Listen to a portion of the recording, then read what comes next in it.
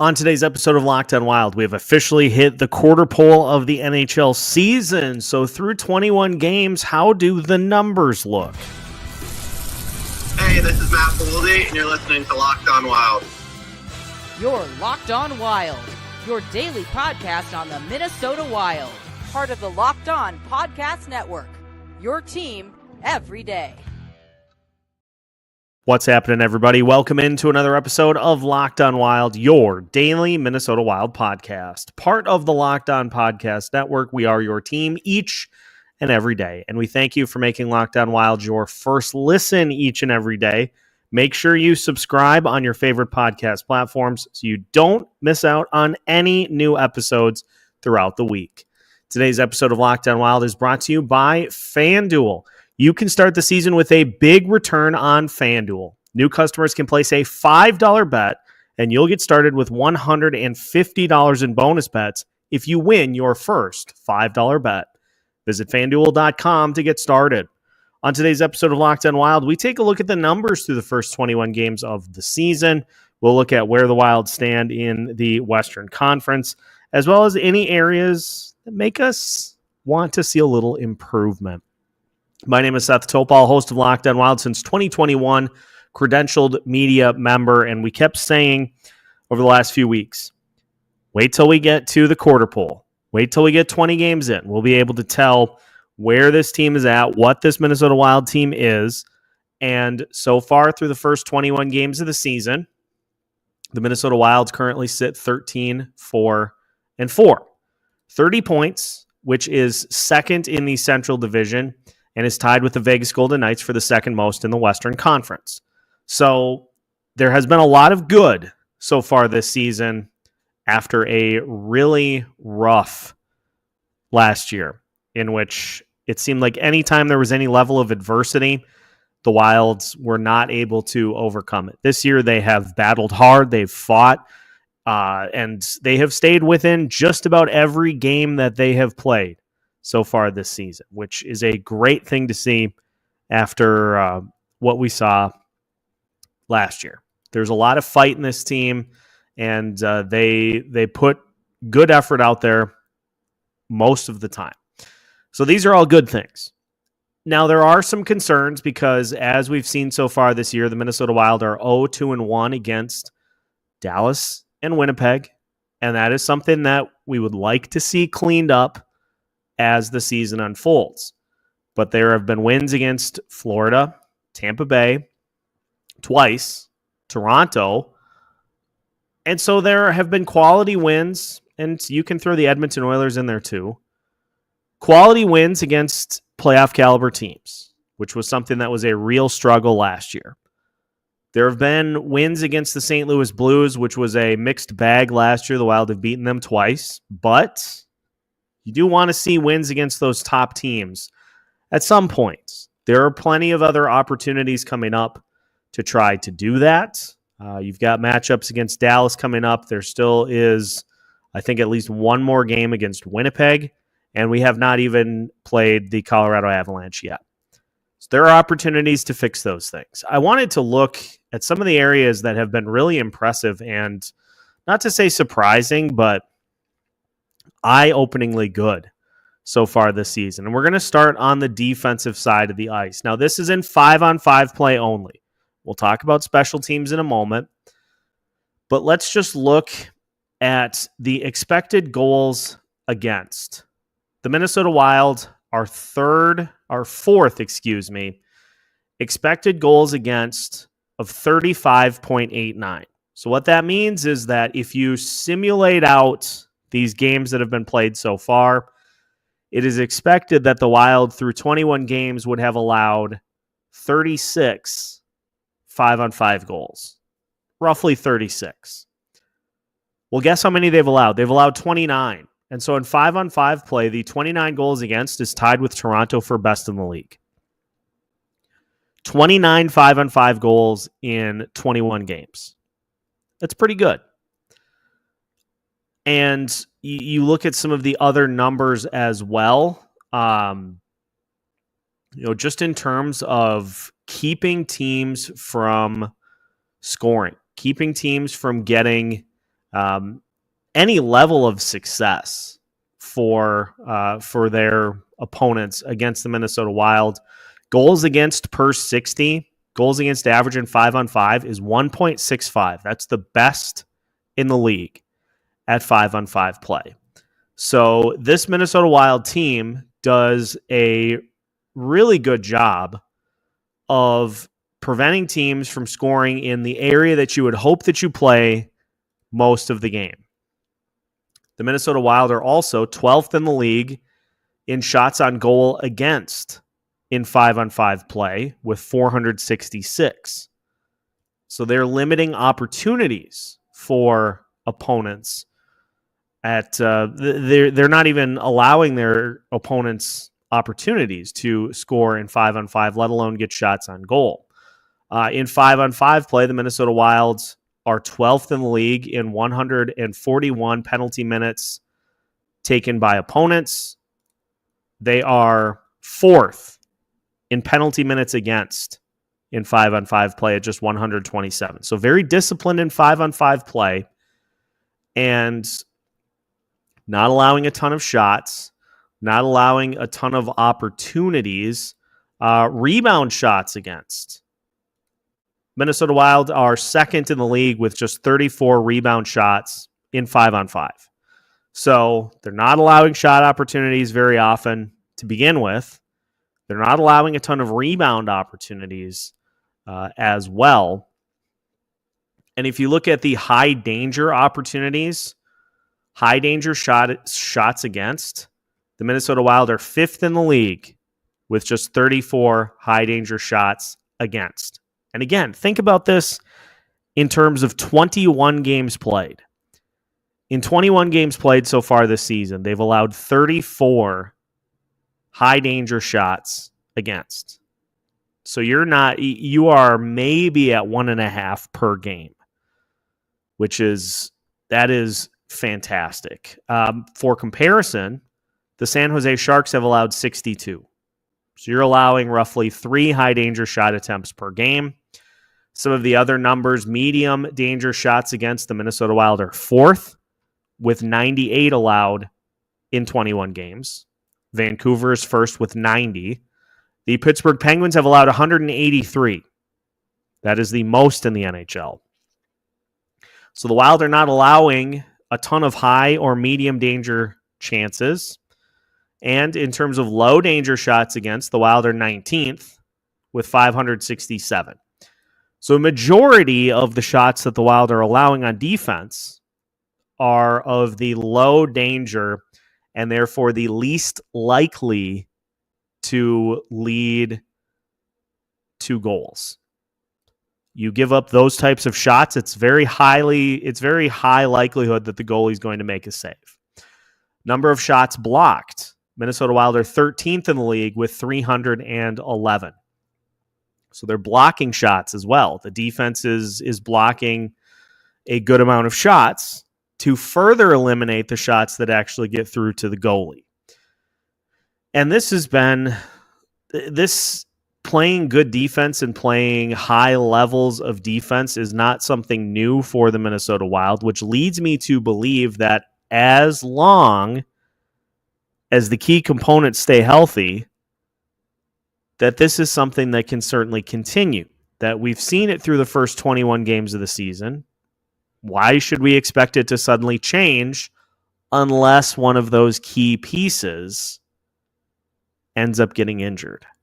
And that's not something you can plan for. You could certainly do whatever you can to guard against it. But at this point, Jared Spurgeon missed, I think it was 5 or 6 games early on. He's played ever since. Jonas Brodin missed a couple of games. He's played ever since. That pairing has been very, very good. And we'll talk about just how good after the break. But that pairing has been very, very good. And Brock Faber and Jake Middleton have been very, very good.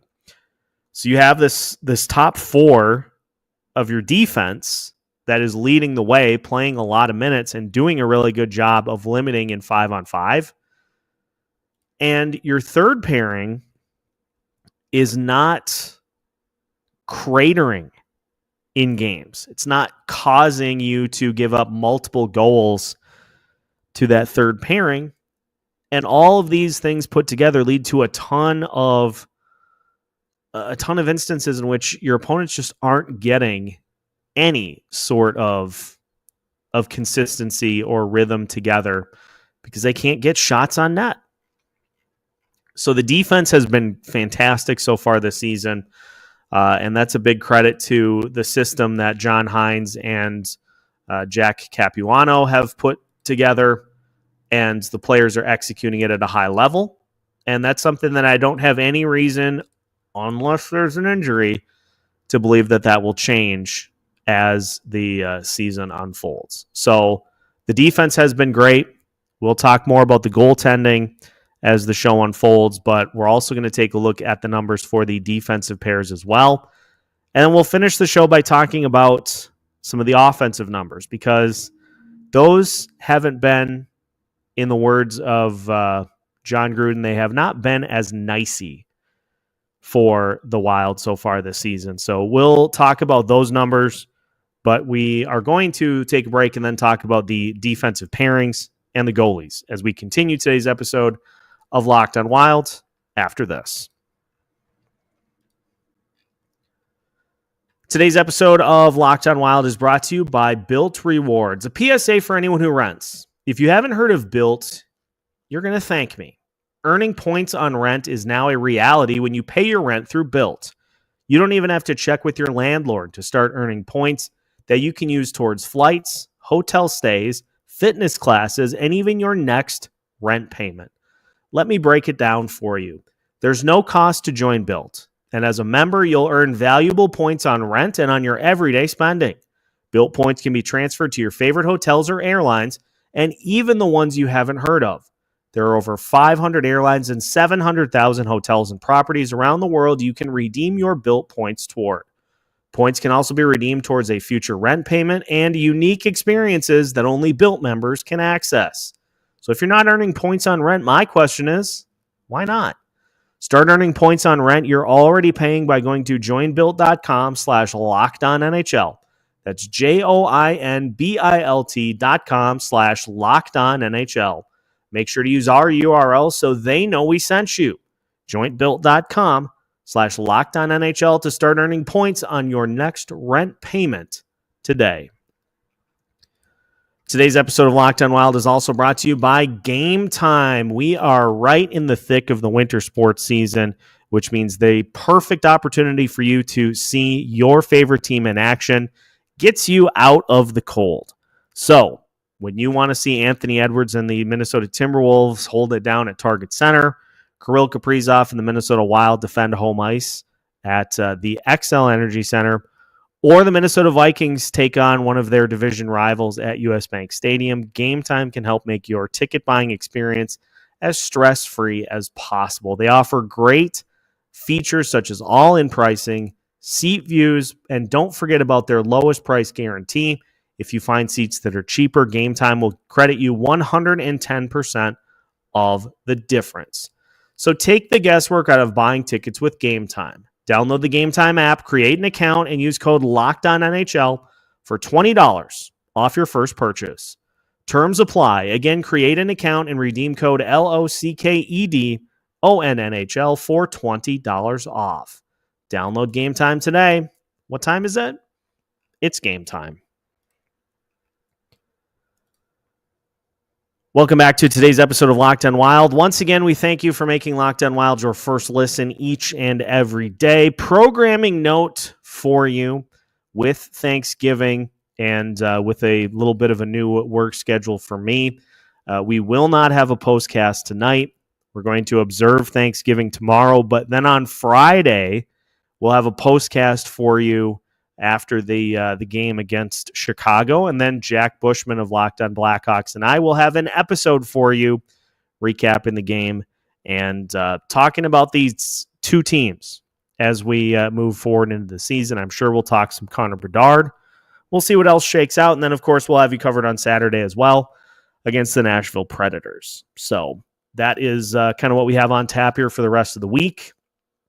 And hope you get a chance to enjoy with your families for Thanksgiving. Then our next live show will be on Sunday at 8 p.m. Denny is chomping at the bit to give his thoughts on where the Minnesota Wild are at and how they can do better than they currently are. So join us on Sunday at 8 p.m. for more wonderful live discussion with Denny.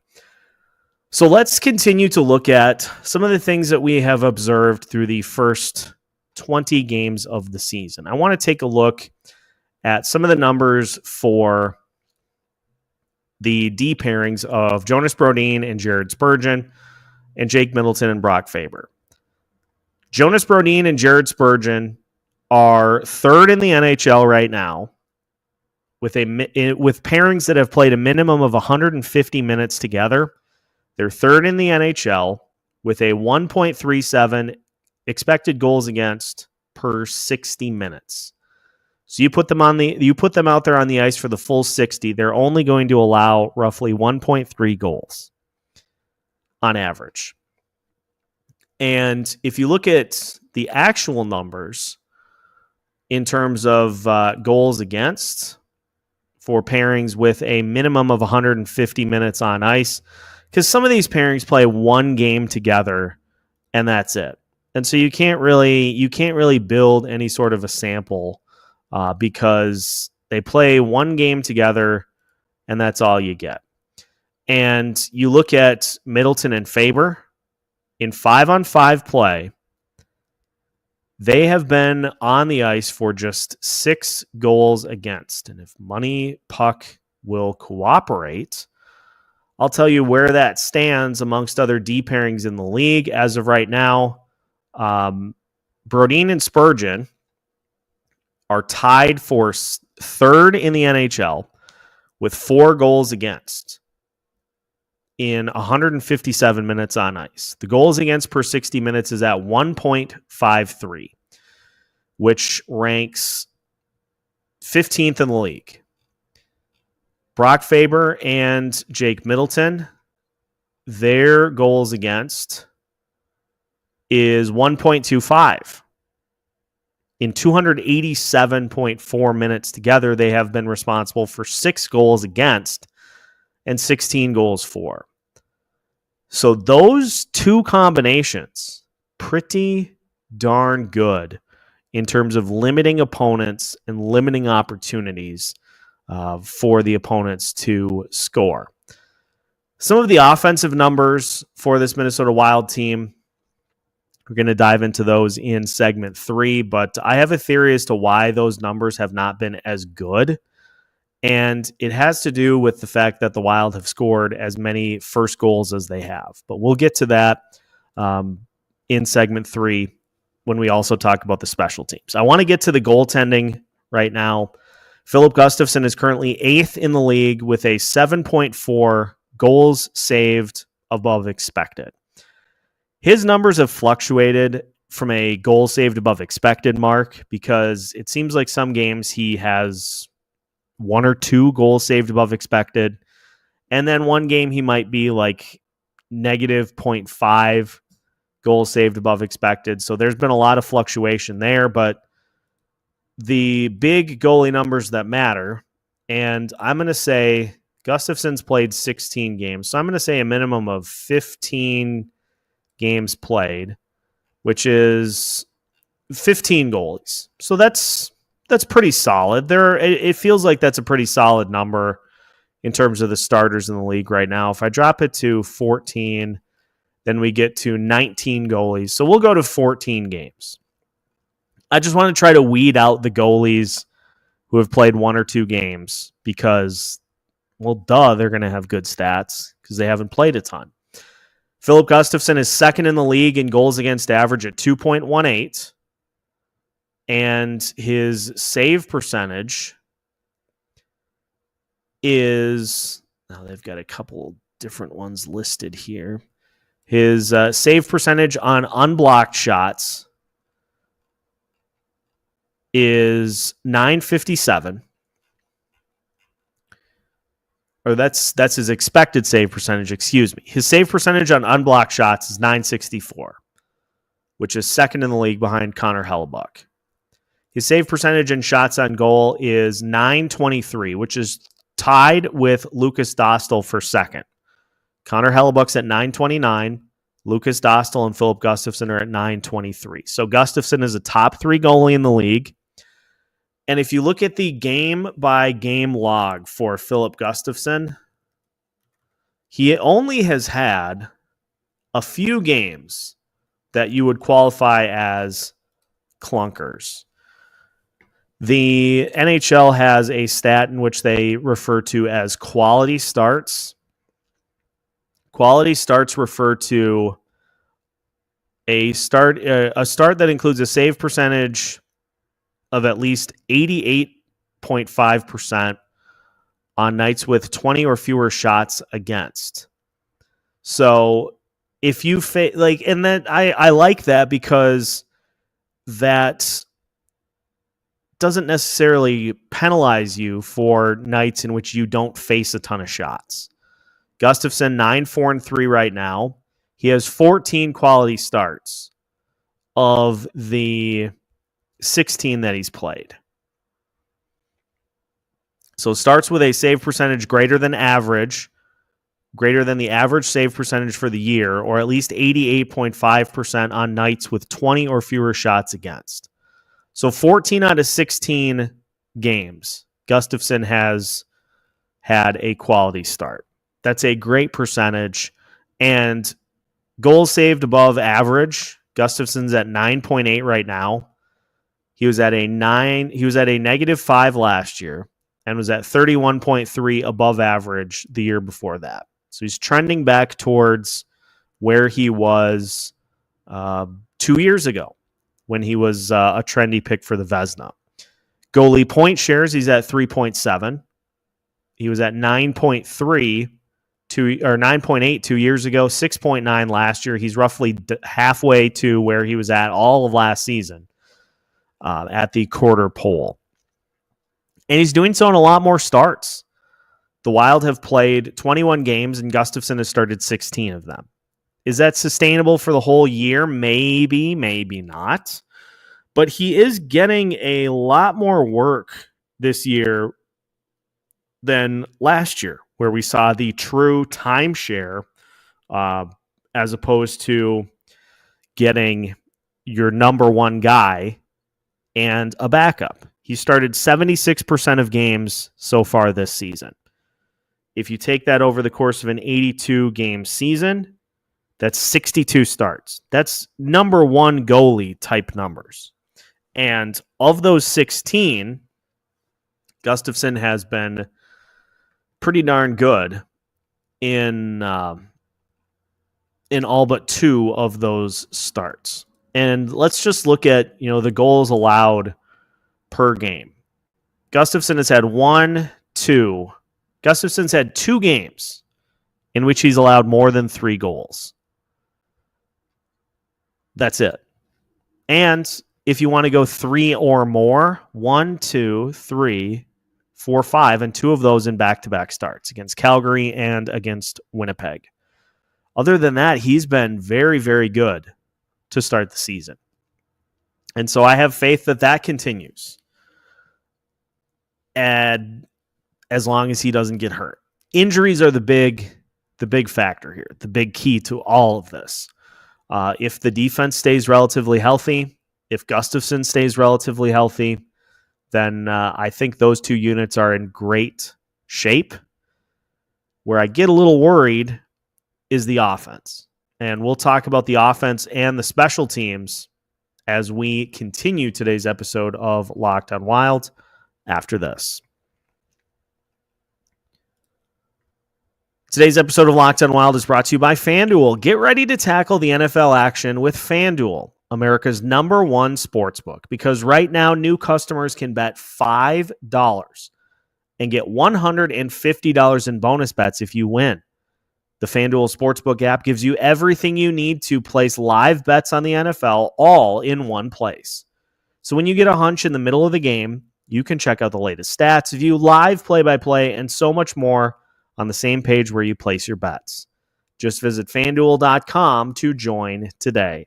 and you'll get started with $150 in bonus bets if you win your first $5 bet. That's FanDuel.com. Never waste a hunch and make every moment more with FanDuel, an official sportsbook partner of the NFL.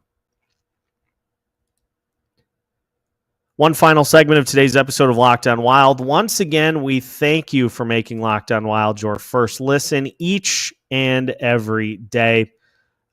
Make sure, as mentioned, to join us after Friday's game for another Locked On Wild postcast. Then we'll have you covered on Saturday as well. We got the live show on Sunday night at 8. You're going to want to tune into that because big surprises in store. I won't reveal them now, but you're going to want to tune in.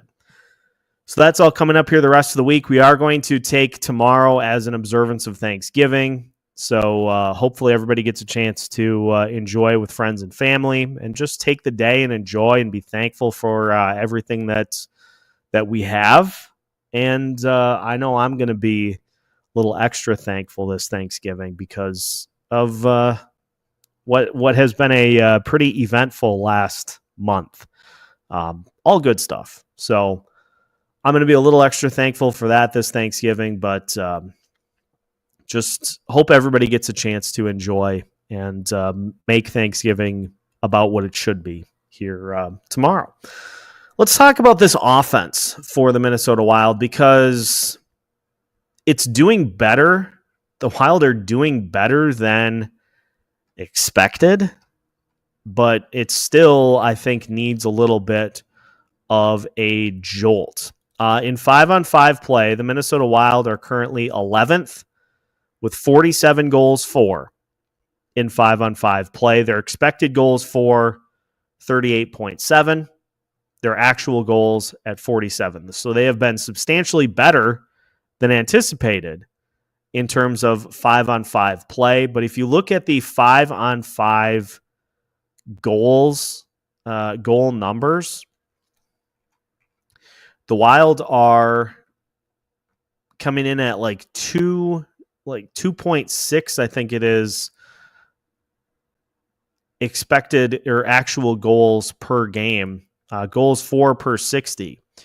The Wild offense is at 11th at 2.68, which is 2.68 5-on-5 goals per game is not terrible, but I think it further underscores what has been a little bit of an issue for this Wild team so far this season is players not named Kirill, Kaprizov, and Boldy being able to step up and to assist. Kaprizov is one of the betting favorites for the Hart Trophy this year. He's been off to an incredible start with 13 goals in 20 games, 34 points, and still on pace for 51 goals and 133 points in 78 games, which would be just video game numbers. And Boldy's on pace for 43 goals and 86 points in 82 games. If you look at that, the rest of the numbers for the Wild offensively feature Marco Rossi and Matt Zuccarello with 6 goals, Joel Eriksson Ek with 5. But beyond that, there needs to be, I think, a third piece that you can point to and say, that's your number 2. Joel Eriksson Ek was injured. He broke his nose, missed the game against Winnipeg and St. Louis. But his numbers, he hasn't scored a goal since November 1st.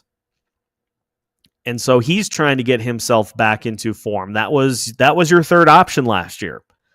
And to this point, with just the 5 goals in 18 games, he's on pace for 20, but there's certainly room for that pace to improve. So he could be the third option. Marco Rossi, another potential third option. He's got 6 goals in 21 games. He's on pace for 23. If he picks it up a little bit, maybe he gets to 30. Matt Zuccarello was probably your third option before he got hurt, but now will not be coming back until next month. And so that is another option off the board for this Minnesota Wild team. They need somebody to kind of step in and take that third part of the trio, complete the triad, as they say. there's nothing wrong with having a few different players that can step up and can contribute. I mean, Brock Faber has 3 goals so far. Jake Middleton has 4. Marcus Johansson's scoring has picked up a little bit, but still 3 goals in 20 games and just 8 points in the 20 games. Marcus Foligno and Ryan Hartman both with 4 goals. The bottom, the fourth line scoring has been pretty quiet. Somebody amidst those non-Kaprizov and Boldy players needs to step up and needs to take that possibility, needs to take that opportunity and make it theirs. And that will help the numbers out. You can't just be a one-line, one-trick pony. There's got to be some other semi-consistent production to help out what those top 2 have been doing. As far as the special teams go, the power play for the Minnesota Wild is definitely in a rut. They are currently 17th, and the power play percentage now under 20%. I think Michael Russo said they were 3 for their last 31 on the power play, and it certainly feels like it. Is it so simple as to just say that the reason that things have started to fall off a little bit is because Matt Zuccarello is out? Does he make that much of a difference to have that unit struggle as much as it has since he's been out? That's one possibility. But I think, as the everydayers know, and as those that listen to this show regularly can point to, I think passive play and passing can really doom a power play to cold stretches. Unless you're in full attack mode, it's going to be really tough for you to actually get goals in the net. And it's a continued work in progress for this Minnesota Wild team, but it's one that's going to need to improve as the season unfolds. And the penalty kill is currently 27th in the league at 73.5%. Now, it was on a roll. They got up to about 76% before giving up 2 power play goals to the Calgary Flames and then another to the Winnipeg Jets. And you still are looking at a Minnesota Wild team that is the 3rd fewest penalty minutes in the entire league, which is promising. But those 2 units, it's amazing how we talked about it last year. We talked about it the year before. That penalty kill just continues to be an open wound on this team. And you can cover it up. You can put a Band-Aid on it. But everybody else in the league knows that it's there. They know that it's a sore. They know that it's an open area. And so they're going to try to pick at it. They're going to try to poke at it. And they're going to try to make it hurt to make you then, as a result, hurt as well. So through 20 games, the Minnesota Wild have been in just about all of them.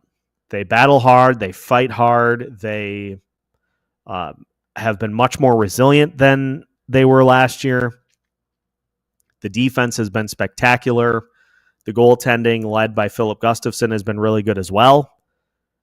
If this is going to become more than a good season and potentially turn into a great season, there are a few things that will need to get shored up, but the beauty of it is that there are still 61 games to play, which includes tonight against the Buffalo Sabres. So we will see how the Minnesota Wild do now in this next quarter of the season, in this next 20 games, to where you get to the full halfway point. We're halfway there, living on a prayer. And I mean, to this point, there are things definitely that need work, but the Wild are finding ways to win games as opposed to finding ways to lose them like they did last year. And that is certainly an improvement over what we saw last year, to say the least. But I understand those that are concerned because of the lack of wins against the teams that matter. But there's still 61 games to figure that out. So we'll see how things go tonight. Hope everybody enjoys the Thanksgiving holiday. We'll be back with you on Friday to take down the Chicago Blackhawks. So make sure to tune in for a Locked On Wild postcast with an episode to follow, and then we'll have you covered on Saturday as well. So make sure to subscribe if you have not already, so you don't miss out on any new episodes throughout the week. Locked On Wild has you covered with new episodes every Monday through Friday as part of the Locked On Podcast Network.